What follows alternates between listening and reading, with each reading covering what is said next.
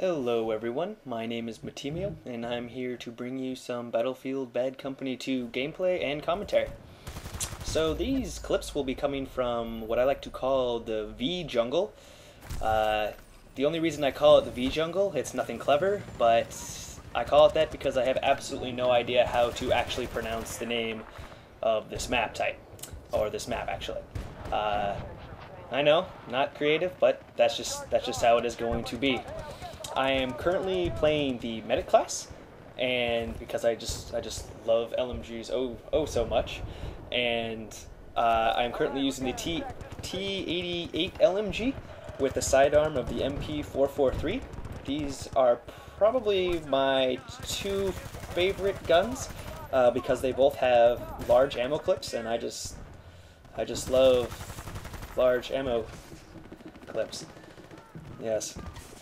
So, as for perks, I am using the MedKH Plus, or it's basically just the perk that increases the range of your health packs.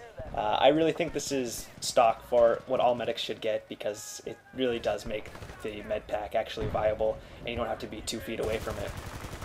My second perk is the equivalent to stopping power in Modern Warfare 2. This is definitely a must for this weapon, and I say that because without it, it really takes a while to kill an enemy, and with it, it just becomes a much more viable weapon. I really enjoy using this weapon because of its large clip. Because of the large clip, I'm able to keep constant pressure on the enemy, which I hopefully is apparent throughout this entire video. But with the large clip, I can keep pressure on their spawn points, and like you saw earlier, I can start to cap their bombs when I feel like it is safe for me to do so. Concerning strategies on how to move around the map and some tactics on positioning and all that jazz, most people prefer and gravitate towards the left and right shorelines because everyone's trying to avoid the middle hole, the middle hole in the middle of the map. I like to call this the dead zone, kind of like the TV show. I know, pretty corny, right?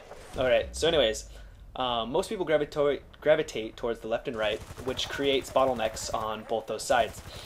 I, on the other hand, try to take advantage of this and flank them by going into the middle and going into a little cubbyhole, which we'll see momentarily. It is right there.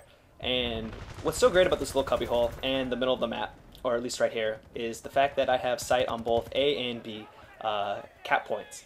Also, I am pretty well protected from being flanked from behind because the entire forest where my allies are spawning can basically have my back and assist me if I need it. But like I said earlier, it has great flanking positions, and what's really important in this game is the ability to flank your enemies, and I believe that this point is very effective in doing so.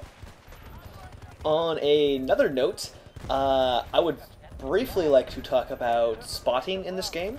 Spotting is one of the most overpowered, or well, I think one of the most overpowered abilities. I guess it's an ability. It's more of just a tool. But spotting is very important in this game. I actually spam it almost all the time. I spam it while I shoot, unless I'm almost positive that I'm going to kill the person, like here and here. But I think I even did spot that guy. But basically, I find that very few people actually do use the spotting ability, or the spotting tool, whatever you want to call it.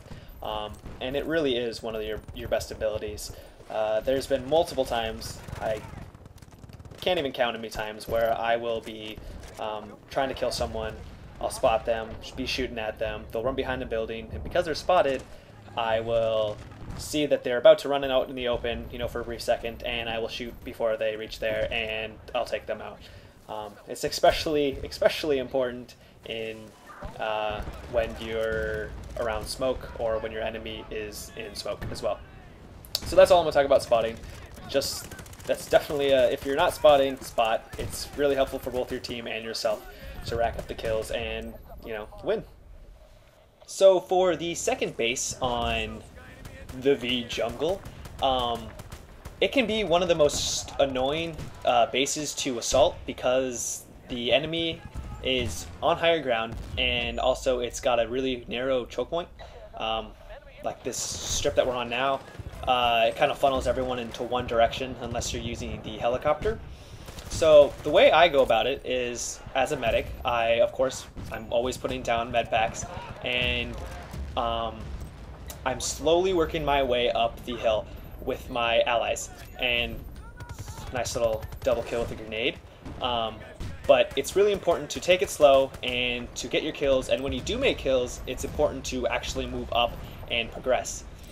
Another tip I have is if there are people around you and they need to be rezzed or revived, whatever you want to call it, do it as long as you're not going to get yourself killed, and also as long as they're not going to die again right away.